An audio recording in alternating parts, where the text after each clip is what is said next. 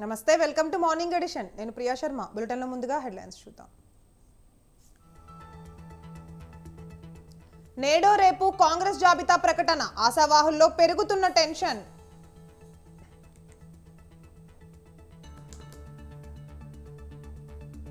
Nagar Kurnool MP ticket లొల్లి, తనకంటే తనకేనంటూ మల్లు రవి సంపత్ పోటీ.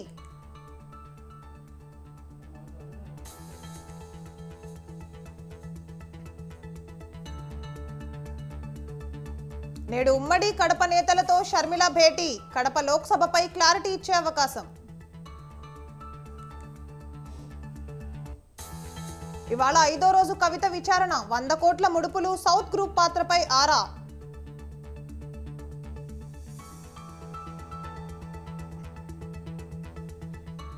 తెలంగాణలో 2వ రోజు ఎన్డీఎస్ఏ కమిటీ పర్యటన, మేడిగడ్డ ఇంజనీర్లను విచారిస్తున్న బృందం.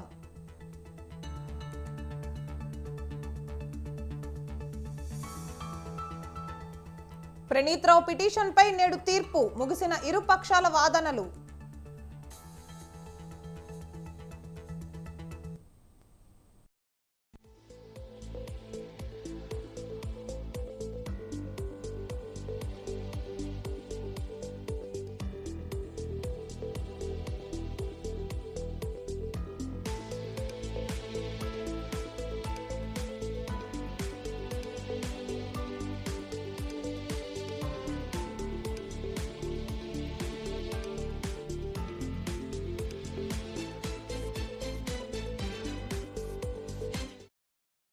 రైట్, బ్రేకింగ్ న్యూస్ చూస్తున్నాం. రాష్ట్రంలో ఎన్నికల ప్రచారానికి టీడీపీ అధినేత మాజీ సీఎం చంద్రబాబు రంగం సిద్ధమవుతున్నారు. ఈ నెల 26 నుంచి ప్రజాగళం పేరుతో ప్రచారం చేయనున్నారు చంద్రబాబు. 20 రోజుల పాటు 20 పార్లమెంటు పరిధిలో ప్రచారం చేయాలని నిర్ణయించారు. ఒక అసెంబ్లీ పరిధిలో సభ, 2 అసెంబ్లీ పరిధిలో రోడ్ షో చేయాలని యోచిస్తున్నారు. చంద్రబాబు ప్రచారంలో జనసేన, బీజేపీ నేతలు పాల్గొనేలా ఆయా నేతలతో సంప్రదింపులు జరుపుతున్నారు.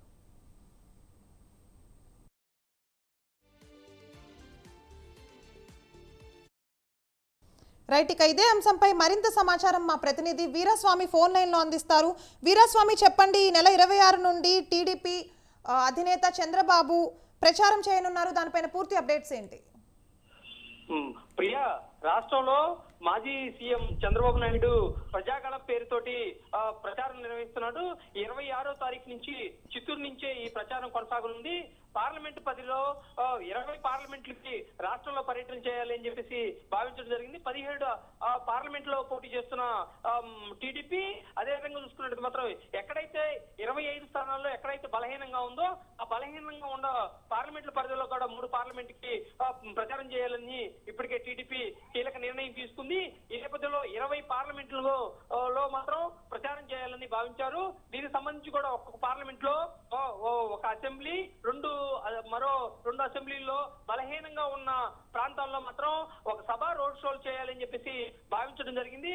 ఇది చిత్తూరు నుంచే ఈ ప్రచారం కొనసాగనుందని చెప్పుకోవాలి. చిత్తూరు నుంచి సెంటిమెంట్ గా ఉంటుంది కాబట్టి సెంటిమెంట్ లో భాగంగా ఇక్కడి నుంచి ప్రచారం నిర్వహిస్తుందని చెప్పి ఆ పార్టీ వర్గాలు కూడా వెల్లడిస్తున్న పరిస్థితి నెలకొంది. అధికారం కోసం మాత్రం ఇప్పుడు అడుగులు వేస్తుంది. రాజకీయ ఎత్తుగడలో భాగంగా ఈ ప్రచారం నిర్వహిస్తున్నారని చెప్పేసి మనకున్న సమాచారం అందుతుంది. దీంతో పాటుగా చూసుకున్నట్టు మాత్రం ఈ సభలు, పార్లమెంట్ పరిధిలో జరుగుతున్న ఈ ప్రచారం సక్సెస్ అయ్యే విధంగా ఇప్పటికే జనసేన, బీజేపీ నేతలతోటి పొత్తుంది కాబట్టి వాళ్ళతో కూడా సంప్రదింపులు చేసేసి ఆలోచనలు కూడా చేయడం జరిగింది. దీనికి సంబంధించి కూడా ఇప్పటికే రూట్ మ్యాప్ కూడా తయారు చేయడం జరిగింది. దీనికి సంబంధించి ఇప్పటికే ఒక కీలక నిర్ణయం కూడా తీసుకున్నారు.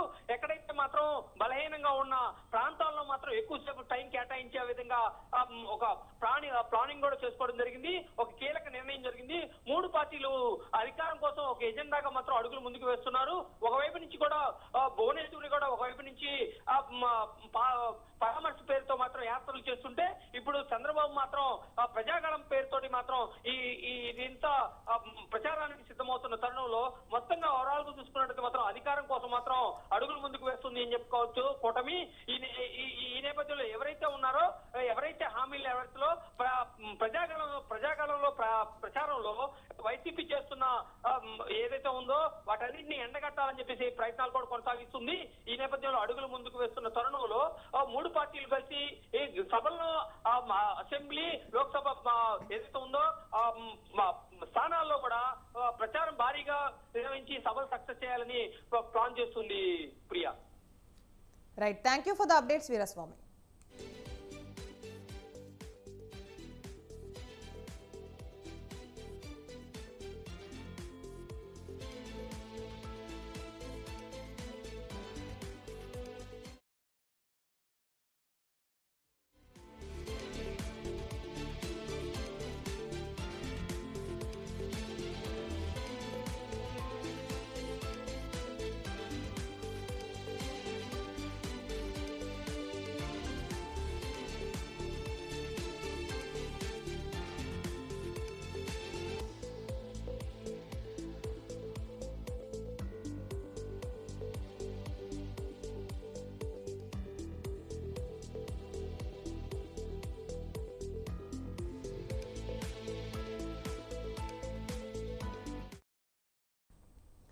రైట్, బ్రేకింగ్ న్యూస్ చూస్తున్నాం. ఏపీలో పొలిటికల్ హీట్ పెరిగింది. ఎన్నికల షెడ్యూల్ విడుదల కావడంతో అధికార ప్రతిపక్ష పార్టీలు ఎన్నికల ప్రచారానికి సిద్ధమవుతున్నాయి. వైసీపీ అధినేత జగన్ ఈ నెల 27 నుంచి ప్రచారానికి సిద్ధమవుతున్నారు. టీడీపీ అధినేత చంద్రబాబు రేపటి నుంచి క్యాంపెయిన్ నిర్వహిస్తున్నట్లు ప్రకటించారు. ఇక జనసేన అధినేత పవన్ కళ్యాణ్ కూడా ఎన్నికల ప్రచార బరిలోకి దిగుతున్నారు. వారాహి వాహనంలోనే ఎలక్షన్ క్యాంపెయిన్ నిర్వహించాలని నిర్ణయించారు. ఈ మేరకు వారాహి వాహనాన్ని సిద్ధం చేయాలని పార్టీ నాయకులను పవన్ ఆదేశించారు.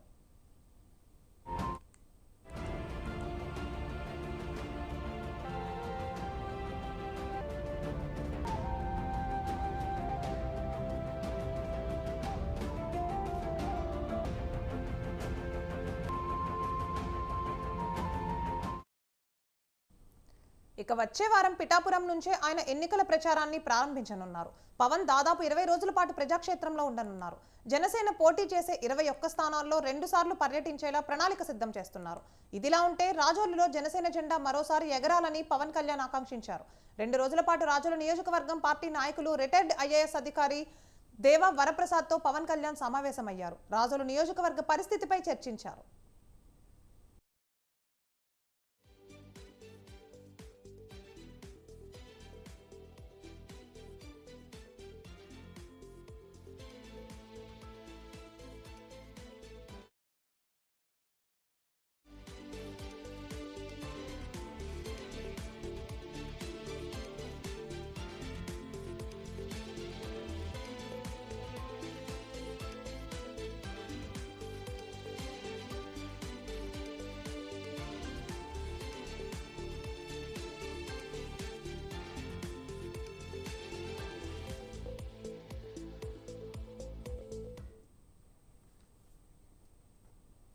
ఇక సార్వత్రిక ఎన్నికల్లో AP Congress chief YS Sharmila ఎక్కడి నుండి పోటీ చేస్తారు అన్నది ఉత్కంఠ రేపుతోంది.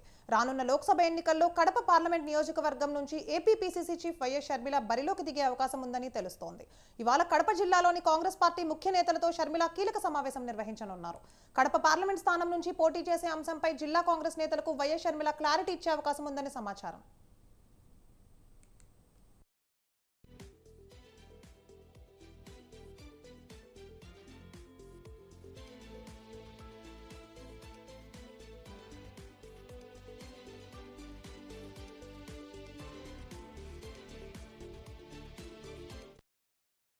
ఇక పీసీసీ చీఫ్ బాధ్యతలు తీసుకున్న తర్వాత పార్టీకి పూర్వ వైభవం తీసుకొచ్చేందుకు తన వంతు ప్రయత్నం చేస్తున్నారు వైఎస్ షర్మిల. ఎన్నికల షెడ్యూల్ రావడంతో షర్మిల పోటీపై సర్వత్రా ఆసక్తి నెలకొంది.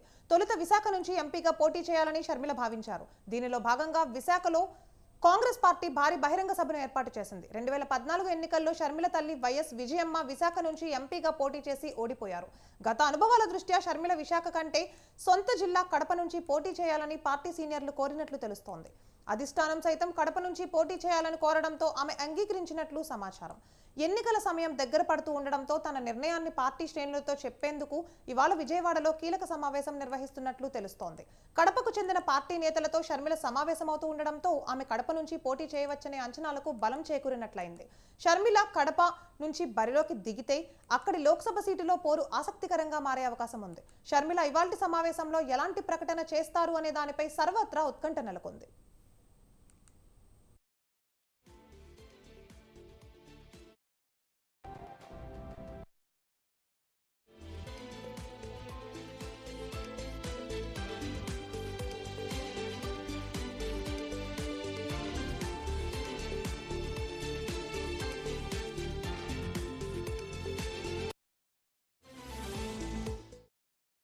రైట్ బ్రేకింగ్ న్యూస్ చూస్తున్నాం. తెలంగాణ అసెంబ్లీ ఎన్నికల్లో జరిగిన పరాభవాన్ని మరచి లోక్సభ ఎన్నికల్లో పట్టు సాధించేందుకు గులాబీ బాస్ ఫోకస్ పెట్టారు. అభ్యర్థుల ఎంపికలోనూ ఆచితూచి వ్యవహరిస్తున్నారు. పార్టీకి సంస్థాగతంగా పట్టున్న చోట బలమైన అభ్యర్థులను నిలిపేందుకు 1-2 సార్లు ఆలోచించి నిర్ణయం తీసుకుంటున్నారు. ఈ నేపథ్యంలోనే సికింద్రాబాద్ ఎంపీ స్థానంపై కేసీఆర్ స్పెషల్ ఫోకస్ పెట్టారు. మాజీ మంత్రి ఎమ్మెల్యే పద్మారావు గౌడ్ను సికింద్రాబాద్ ఎంపీ సీటు నుంచి బరిలోకి దింపాలని కేసీఆర్ నిర్వహించారు. పద్మారావు పోటీలో ఉంటే గెలుపు పక్కా అని గులాబీ దళపతి ఫిక్స్ అయ్యారనే టాక్ వినిపిస్తోంది.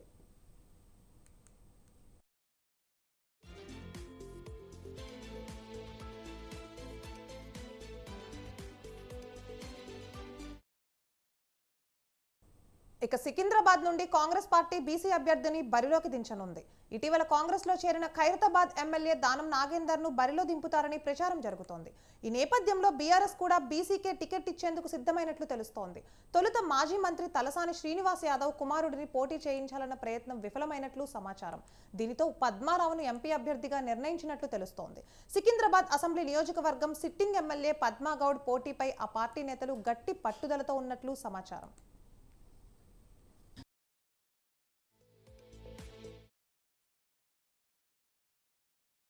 ప్రతినిధి సవిన్ ఫోన్ లైన్ లో అందిస్తారు. సవిన్, చెప్పండి, సికింద్రాబాద్ నుండి పార్లమెంట్ అభ్యర్థిపై ఉత్కంఠ నెలకొంది. దానిపైన పూర్తి అప్డేట్స్ ఏంటి? ఇంకా 6 లోక్సభ స్థానాలకు బీఆర్ఎస్ పార్టీ అభ్యర్థులను ప్రకటించాల్సి ఉంది. అందులో సికింద్రాబాద్ పార్లమెంట్ నియోజకవర్గం ఒకటి. సికింద్రాబాద్ లోక్సభ స్థానం నుంచి సికింద్రాబాద్ సిట్టింగ్ ఎమ్మెల్యే మాజీ మంత్రి పద్మారావు గౌడ్ వైపు బీఆర్ఎస్ పార్టీ అధినాయకత్వం మొగ్గు చూపుతోంది. ఇప్పటికే బీఆర్ఎస్ అధినేత కేసీఆర్ తో పాటు కేటీఆర్, హరీష్ రావు పద్మారావు గౌడ్ తో మాట్లాడారు. సికింద్రాబాద్ లోక్సభ స్థానం నుంచి బరిలో ఉండాలంటూ బీఆర్ఎస్ పార్టీ అధినాయకత్వం పద్మారావు గౌడ్కు చెప్పినట్టుగా తెలుస్తుంది. అయితే పద్మారావు గౌడ్ మొదట తాను కాకుండా తన కుమారుడు రామేశ్వర్ గౌడ్కు అవకాశం ఇవ్వాలని కోరినట్లు తెలిసింది. అయితే బీఆర్ఎస్ అధినాయకత్వం మాత్రం పద్మారావు గౌడ్ పోటీలో ఉంటేనే బీఆర్ఎస్ పార్టీ గెలిచే అవకాశం ఉందని భావిస్తోంది. సికింద్రాబాద్ పార్లమెంట్ నియోజకవర్గం ఇప్పుడు తెలంగాణ రాజకీయాల్లో అత్యంత ప్రతిష్టాత్మకంగా మారింది. అక్కడి నుంచి కేంద్ర కేబినెట్ మంత్రిగా ఉన్నటువంటి కిషన్ రెడ్డి ప్రాతినిధ్యం వహిస్తున్నారు. ప్రస్తుతం సిట్టింగ్ ఎంపీగా ఉన్నారు. కాంగ్రెస్ పార్టీ నుంచి ఇటీవల ఖైరతాబాద్ ఎమ్మెల్యే దానం నాగేందర్ బీఆర్ఎస్ నుంచి కాంగ్రెస్ పార్టీలో చేరారు. ఆయనకు కాంగ్రెస్ పార్టీ అక్కడ అవకాశం ఇస్తుంది. కాంగ్రెస్ పార్టీ ఎంపీ అభ్యర్థిగా దానం నాగేందర్ పోటీ చేస్తారనే ప్రచారం జరుగుతున్న నేపథ్యంలో సికింద్రాబాద్ నుంచి బలమైన అభ్యర్థిని బరిలోదించాలని బీఆర్ఎస్ పార్టీ భావిస్తుంది. అందులో భాగంగానే సికింద్రాబాద్ పార్లమెంట్ నియోజకవర్గ వ్యాప్తంగానే కాకుండా హైదరాబాద్ నగరంలో గట్టి పట్టున్న పద్మారావు గౌడ్ ను బరిలోకి దించడం ద్వారా సికింద్రాబాద్ పార్లమెంట్ స్థానాన్ని కైవసం చేసుకోవాలని బీఆర్ఎస్ పార్టీ భావిస్తుంది. ఇటీవల జరిగిన అసెంబ్లీ ఎన్నికల్లో 7 అసెంబ్లీ స్థానాలకు గాను 6 అసెంబ్లీ స్థానాలు బీఆర్ఎస్ పార్టీ గెలుచుకుంది. 1 అసెంబ్లీ స్థానం నాంపల్లి అసెంబ్లీ స్థానాన్ని ఎంఐఎం పార్టీ గెలుచుకుంది. అయితే ఖైరతాబాద్ ఎమ్మెల్యే దానం నాగేందర్ బీఆర్ఎస్ నుంచి కాంగ్రెస్ పార్టీలో చేరి కాంగ్రెస్ పార్టీ అభ్యర్థిగా బరిలోకి దిగుతున్నారు. కాబట్టి దానం నాగేందర్ కు ధీటుగా, అదేవిధంగా కిషన్ రెడ్డికి ధీటుగా ఉండే బలమైన అభ్యర్థి పద్మారావు గౌడ్ అయితేనే బాగుంటుందని బీఆర్ఎస్ పార్టీ అధినాయకత్వం భావిస్తుంది. ఇప్పటికే పద్మారావు గౌడ్ కు సమాచారం ఇచ్చారు. అధికారికంగా ప్రకటించాల్సి ఉంది. త్వరలోనే 6 లోక్సభ స్థానాలతో పాటు సికింద్రాబాద్ పార్లమెంట్ అభ్యర్థిగా పద్మారావు గౌడ్ ను బీఆర్ఎస్ పార్టీ ప్రకటించబోతుంది. మొదట సికింద్రాబాద్ పార్లమెంట్ నియోజకవర్గం నుంచి 2019 లోక్సభ ఎన్నికల్లో పోటీ చేసి ఓడిపోయిన తలసాని శ్రీనివాస్ యాదవ్ కుమారుడు తలసాని సాయికిరణ్ యాదవ్ కు ఇస్తారని భావించినప్పటికీ చివరి నిమిషంలో తలసాని సాయికిరణ్ యాదవ్ పోటీ చేయడానికి వెనకం చేయడంతో అక్కడి నుంచి పద్మారావు గౌడ్ ని దింపేందుకు బీఆర్ఎస్ పార్టీ రంగం సిద్ధం చేసిందని చెప్పుకోవచ్చు. Right, thank you for the update సవిన్.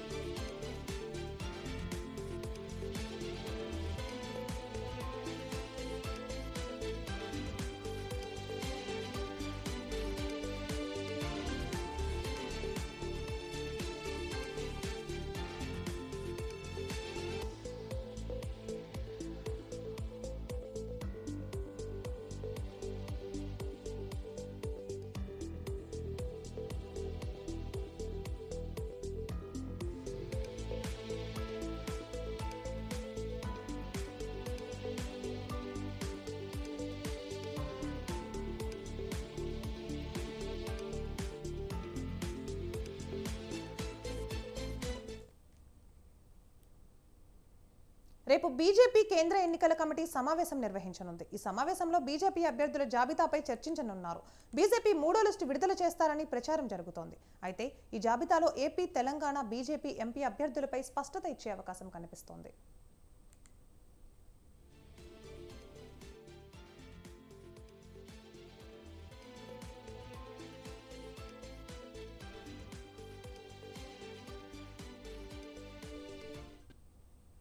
ఇక ఏపీలోని అనకాపల్లి, రాజమండ్రి, ఏలూరు, అరకు, రాజంపేట, హిందూపురం లేదా తిరుపతి ఎంపీ స్థానాల్లో బీజేపీ పోటీ చేయాలని బీజేపీ యోచిస్తోంది. ఇప్పటికే బీజేపీ హైకమాండ్కు తమ అభ్యర్థుల లిస్టును రాష్ట్ర బీజేపీ నేతలు అందజేశారు. అరకు గీత, అనకాపల్లి సీఎం రమేష్, రాజమండ్రి పురంధరేశ్వరి, రాజంపేట కిరణ్ కుమార్ రెడ్డి లేదా సాయి లోకేష్, హిందూపురం నుంచి సత్యకుమార్ లేదా పరిపూర్ణానంద స్వామి, ఏలూరు నుంచి సుజనా చౌదరి లేదా తపనా చౌదరి పోటీ చేసే అవకాశం ఉందని తెలుస్తోంది.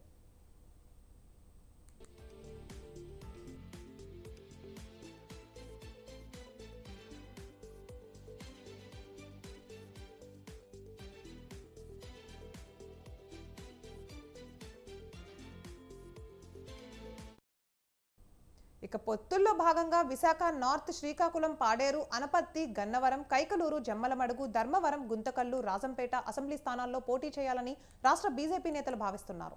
ఈ లిస్టును సైతం రాష్ట్ర అధ్యక్షుడు పురంధరేశ్వరి ఇప్పటికే బీజేపీ హైకమాండ్కు అందజేశారు. దీనితో ఈ నెల 23న బీజేపీ ఎంపీ, ఎమ్మెల్యే అభ్యర్థుల లిస్టు విడుదలయ్యే అవకాశం ఉందని ఆ పార్టీ నేతలు చెబుతున్నారు.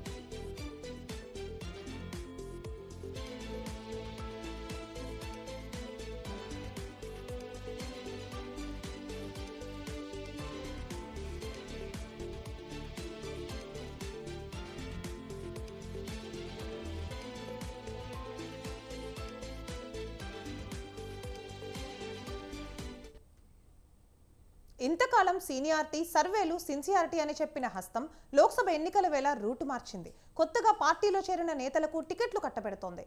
వలస నేతలకు ప్రాధాన్యత దక్కడం వల్ల ఇంతకాలం పార్టీకి సేవ చేసిన నేతలు అసంతృప్తి వ్యక్తం చేస్తున్నా హస్తం పెద్దలు పట్టించుకోవడం లేదనే ప్రచారం జరుగుతోంది.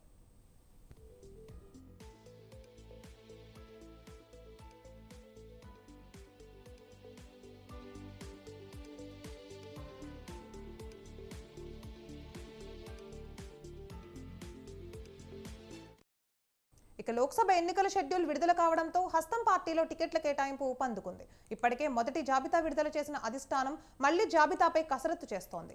ఢిల్లీలో అభ్యర్థుల ఎంపికపై వరుస భేటీలు నిర్వహిస్తున్నారు. ఇవాళ రేపో రెండో జాబితా విడుదల చేస్తారు అనే చర్చ పార్టీ వర్గాల్లో జరుగుతోంది. ఇప్పటికే ప్రకటించిన తెలంగాణలోని 4 స్థానాలను పార్టీ నేతలకే కట్టబెట్టారు. మహబూబాబాద్ నుంచి కేంద్ర మాజీ మంత్రి బలరాం నాయక్, జహీరాబాద్ నుంచి మాజీ ఎంపీ సురేష్ షెట్కార్, మహబూబ్ నగర్ నుంచి వంశీచంద్ రెడ్డి, నల్గొండ నుంచి జానారెడ్డి తనయుడు రఘువీర్కు టికెట్లు ప్రకటించింది. పెద్దపల్లి సీట్ను చెన్నూరు ఎమ్మెల్యే గడ్డం వివేక్ కుమారుడు వంశీ, నాగర్ కర్నూలు సీటును మాజీ ఎంపీ మల్లు రవికి కేటాయించినా ఇంకా ప్రకటన చేయలేదు. నిజామాబాద్ నుండి ఎమ్మెల్సీ జీవన్ రెడ్డిని బరిలో దించాలని భావిస్తోంది.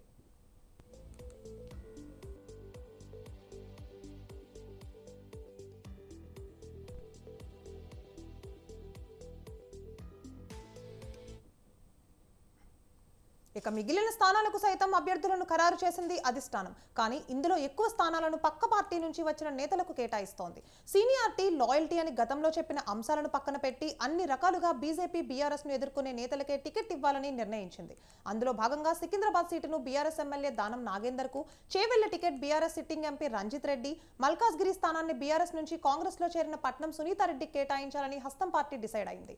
ఇక వరంగల్ స్థానాన్ని sitting BRS MP Parusuri Dayakar కు కేటాయించే అవకాశం ఉన్నాయి. భువనగిరి ఎంపీ స్థానం కోసం బీఆర్ఎస్ మాజీ ఎమ్మెల్యే పేరు పరిశీలనలో ఉంది.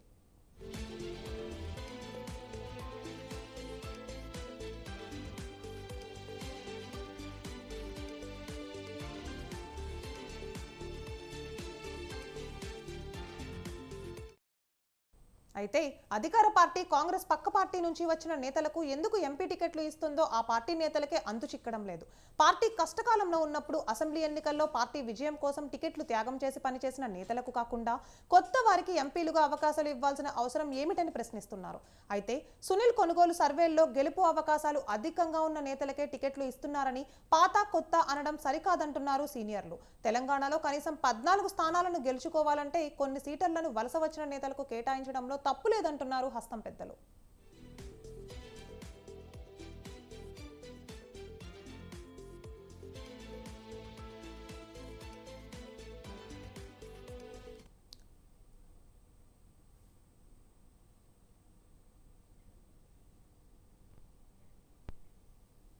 తెలంగాణ కాంగ్రెస్ లో కార్పొరేషన్ పదవులు కుంపటిని రాజేసింది. అధికారంగా జీవో విడుదల కాకపోయినా పదవుల పంపకంతో కీలక నేతల మధ్య వివాదం ముదురుతోంది. తమను సంప్రదించకుండా మాట మాత్రమేనా చెప్పకుండా కార్పొరేషన్లు ఎలా భర్తీ చేస్తారంటూ మినిస్టర్లు కన్నెర్ర చేస్తున్నారు. మరికొందరేమో మేం సూచించిన నేతలకు పదవులు ఇవ్వకపోవడం ఏంటని గుర్రుగా ఉన్నారట. ఇంతకీ ఏంటా చిచ్చు? ఎవరా నేతలు? ఎవరి మధ్య రగడ రాజుకుంది? పార్లమెంట్ ఎన్నికల వేళ అసెంబ్లీలో సీటు దక్కని నేతలకు కీలక పదవులు ఇచ్చి బుజ్జగించే ప్రయత్నం చేసింది హైకమాండ్. ఇందులో భాగంగానే కార్పొరేషన్ పోస్టులను ఇవ్వాలని నిర్ణయించింది. ఈ మేరకు ఇటీవల 37 కార్పొరేషన్లకు చైర్మన్లను నియమించింది రేవంత్ సర్కార్. అయితే నియామకాల నిర్ణయమే నేతల మధ్య చిచ్చు పెట్టింది.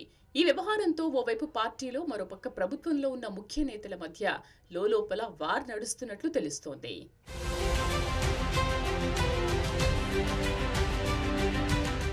నామినేటెడ్ పోస్టుల భర్తీల్లో మంత్రి పొన్నం ప్రభాకర్ గుర్రుగా ఉన్నట్లు రాజకీయ వర్గాల్లో ప్రచారం జరుగుతోంది. ఉమ్మడి కరీంనగర్ విషయంలో తాను సూచించిన వ్యక్తులకు పదవులు ఇవ్వలేదని మంత్రి అసంతృప్తితో ఉన్నట్లు సమాచారం. కేవలం మంత్రి శ్రీధర్ బాబు మనుషులకే పోస్టులు దక్కాయని, తాను సూచించిన వారికి ఇవ్వలేదని పొన్నం తీవ్ర మనస్తాపం చెందారని జిల్లా కాంగ్రెస్ వర్గాలు అంటున్నాయి. Karimnagar urban development authority Sudan chairman గా కోమటిరెడ్డి నరేందర్ రెడ్డి నియామకంతో ఆగ్రహంగా ఉన్నారని సమాచారం. కరీంనగర్ లోక్సభ ఇన్ఛార్జిగా ఉన్న తనను సంప్రదించకుండా భర్తీ చేయడం ఏంటని నిలదీసిన మంత్రి పొన్నం పార్టీ ఇన్ఛార్జ్ దీపాదాస్ మున్షికి ఫోన్ చేసి నామినేటెడ్ పోస్టుల భర్తీ ప్రక్రియ సరైంది కాదని ఫిర్యాదు చేసినట్లు తెలుస్తోంది. అంతేకాకుండా సీఎం రేవంత్ రెడ్డి సలహాదారు వేం నరేందర్ రెడ్డికి సైతం ఫోన్ చేసి అసంతృప్తి వ్యక్తం చేశారని గుసగుసలు వినిపిస్తున్నాయి. అలాగే ఉమ్మడి కరీంనగర్ జిల్లాకు చెందిన నేరెళ్ల శారద, ప్రకాష్ రెడ్డి, జనక్ ప్రసాద్ ఇలా అందరూ శ్రీధర్ బాబు వర్గానికి చెందిన వారికే పదవులు దక్కడంపై పొన్నం గుర్రుగా ఉన్నట్లు తెలుస్తోంది.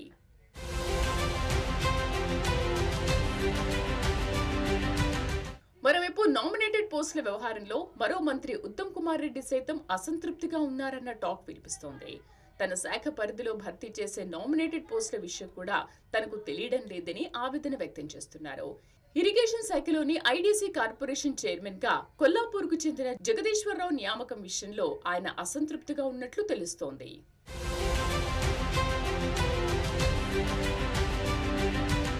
ఇక పార్టీ సీనియర్ నేత ప్రచార కమిటీ చైర్మన్ గా ఉన్న మధుయాష్ కి సైతం కార్పొరేషన్ల నియామకం వ్యవహారంలో తీవ్ర అసంతృప్తితో ఉన్నట్టు సమాచారం. తాను గతంలో ప్రాతినిధ్యం వహించిన నిజామాబాద్ జిల్లాకు సంబంధించి పెద్ద ఎత్తున నామినేటెడ్ పోస్టులు భర్తీ చేసినా తనకు మాట మాత్రం చెప్పలేదని ఆవేదన వ్యక్తం చేస్తున్నారట మధుయాష్ కి. మరోపక్క హైదరాబాద్ పార్లమెంటు పరిధిలో నామినేటెడ్ పోస్టుల భర్తీ విషయంలో అన్యాయం జరిగిందంటూ మైనార్టీ నేతలు ఆవేదన వ్యక్తం చేస్తున్నారు. కొందరు మైనార్టీ నేతలకు పోస్టులు దక్కినా హైదరాబాద్ పార్లమెంటు పరిధిలో ఎంఐఎంతో పోరాడుతున్న తమను పట్టించుకోవడం లేదని అధిష్టానంపై గుర్రుగా ఉన్నట్లు తెలుస్తోంది.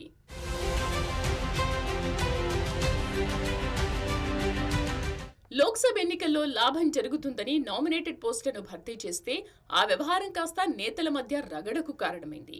అయితే ఇప్పటివరకు అధికారికంగా జీవో రాకపోయినా పార్లమెంట్ ఎన్నికల కోసమే జాబితా విడుదల చేశారన్న విమర్శలు వెల్లువెత్తుతున్నాయి. ఈ నేపథ్యంలోనే పదవులు వచ్చినా ఇప్పటికీ బాధ్యతలు చేపట్టలేదన్న టాక్ వినిపిస్తోంది.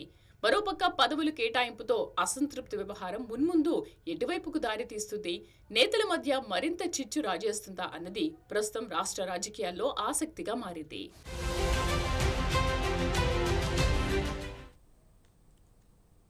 ఇక ఏపీ ఎన్నికల్లో ఆర్థిక బలాలపై లెక్కలేసుకుంటోంది వైసీపీ. పార్టీ ఫండ్ ఎంత ఇవ్వాలి, ఏ నియోజకవర్గంలో ఎంత ఖర్చు చేయాలన్న దానిపై ఏకంగా సమావేశాలు నిర్వహిస్తోందట. మీ వాటా ఎంత, మేము ఎంత ఇవ్వాలి అన్న దానిపై చర్చలు నడవడంతో వైసీపీ ఎన్నికల ఖర్చు ఏకంగా 1000 కోట్లు మాటే అన్న టాక్తో ఏపీ రాజకీయాల్లో హాట్ టాపిక్గా మారింది.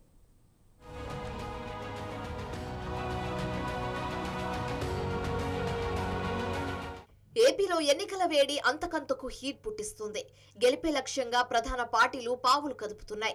జగన్ టార్గెట్ గా జట్టు కట్టిన ప్రతిపక్ష కూటమి అందుకు తగ్గ అడుగులు వేస్తూ ముందుకు సాగుతుంది.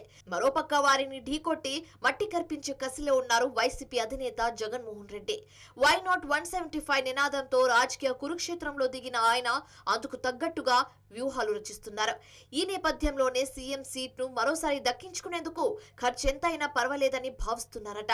దీంతో ఈసారి జరిగే ఎలక్షన్ లో వైసీపీ ఖర్చు 1000 కోట్లు దాటే అవకాశం ఉందన్న ప్రచారం జోరుగా సాగుతోంది.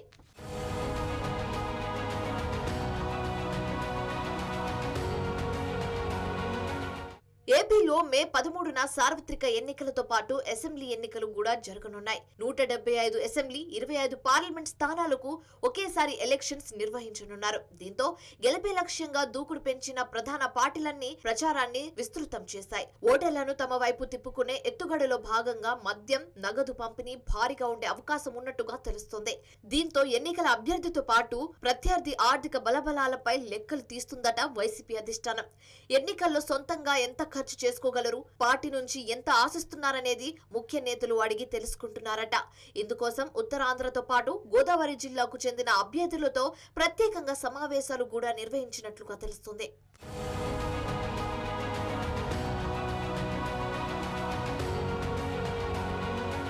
మొత్తం 175 స్థానాలకు ఎన్నికలు జరుగుతూ ఉండగా వీటిలో కొన్ని నియోజకవర్గాలకు 25 నుంచి 50 కోట్ల మేర ఖర్చు అయ్యే అవకాశం ఉందని అంచనా వేస్తున్నారు.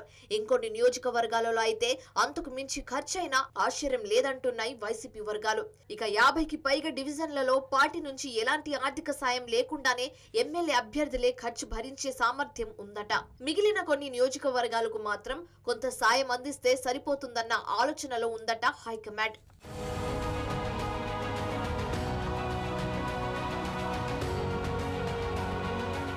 ఇక అవసరాన్ని బట్టి ఒక్కో నియోజకవర్గానికి 10 నుంచి 15 కోట్ల రూపాయలు ఎన్నికల ఫండ్ కింద అభ్యర్థులకు ఇవ్వాలని వైసీపీ అధిష్టానం నిర్ణయించినట్టుగా వైసీపీ వర్గాలు చెప్తున్నాయి. ఈ లెక్కన దాదాపుగా వైసీపీ 100 నియోజకవర్గాలలో 1000 కోట్ల పైనే ఖర్చు చేసే ఛాన్స్ ఉన్నట్టుగా తెలుస్తుంది. వచ్చే ఎన్నికల్లో తిరిగి విజయం సాధించి రెండోసారి అధికారం చేపట్టడమే లక్ష్యంగా పెట్టుకున్నారు జగన్. దీంతో ఎన్నికల ఖర్చు కోసం వెనకడుగు వేయకూడదని భావిస్తున్నారట.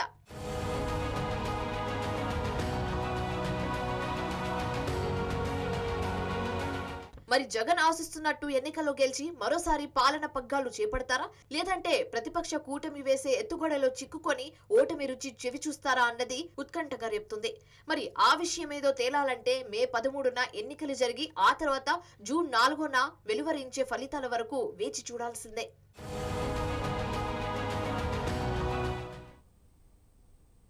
ఆధ్యాత్మికవేత్త ఇషా ఫౌండేషన్ వ్యవస్థాపకుడు సద్గురు జగ్గి వాసుదేవ్కు బ్రెయిన్ సర్జరీ జరిగింది. గత 4 వారాలుగా తీవ్రమైన తలనొప్పితో బాధపడుతున్న ఆయన మార్చి 14న న్యూఢిల్లీలోని అపోలో హాస్పిటల్కి వెళ్లి పరీక్షలు చేయించుకున్నారు. ఆయనకు స్కానింగ్లు నిర్వహించిన వైద్యులు ఆయన తలలో రక్తస్రావం అవుతున్నట్లు గుర్తించారు. మార్చి 17న ఆయనకు సర్జరీ చేశారు. ఇప్పుడు ఆయన వేగంగా కోలుకుంటున్నారని వైద్యులు చెప్పారు. హాస్పిటల్లో కోలుకుంటున్న సద్గురు తన ఇన్స్టాగ్రామ్ ఖాతాలో హాస్యాత్మక ధోరణిలో ఒక వీడియోను విడుదల చేశారు. తన తలలో ఏదో వెతికేందుకు వైద్యులు తన తలను కోసారని, ఖాళీగా ఉండడంతో వెంటనే కుట్లు వేశారని చెప్పారు. హాస్పిటల్లో ఉన్న సద్గురుకు ప్రధాని మోదీ ఫోన్ చేసి పరామర్శించారు. Here I am in Delhi with a patched up skull but no damaged brain. The Apollo Hospital neurosurgeons cut through my skull and tried to find something and found nothing. Totally empty. So they gave up and just patched it up. Here I am in Delhi with a patched up skull. ఇక ఇవి morning edition updates. Keep watching Swatantra news.